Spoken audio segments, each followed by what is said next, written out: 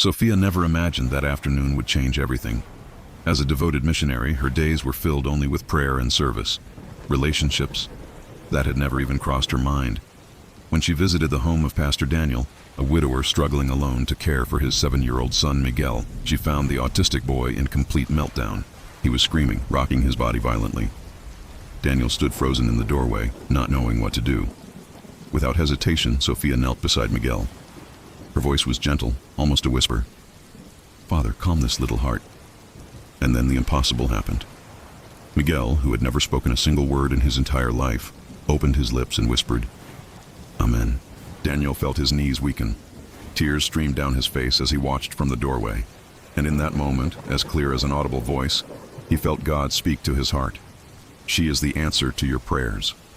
For years, Daniel had been asking for help. He had cried alone after losing his wife, begging for someone who could reach his son in ways he couldn't. And there she was, the answer he never expected. But there was a devastating problem. Sofia was scheduled to leave for a mission in Africa in just 3 weeks, for 2 years.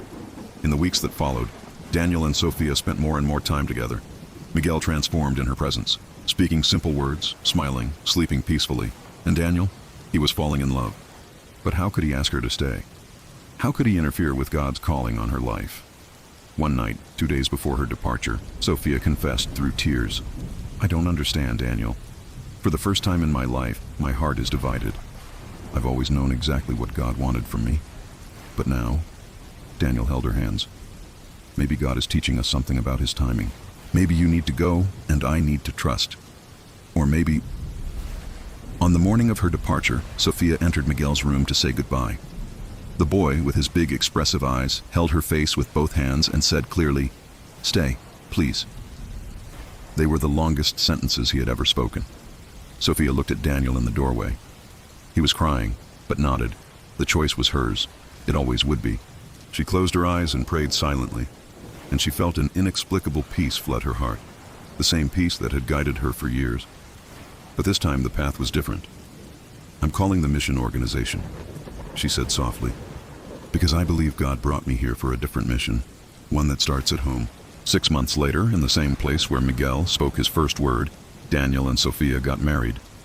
Miguel was the ring bearer, and during the ceremony, to everyone's surprise, he sang along with the final hymn. Sometimes God's calling doesn't take us far away. Sometimes he brings us exactly where we need to be. And the greatest miracle was not the child who spoke. It was the love God orchestrated at the perfect time, in the most impossible way.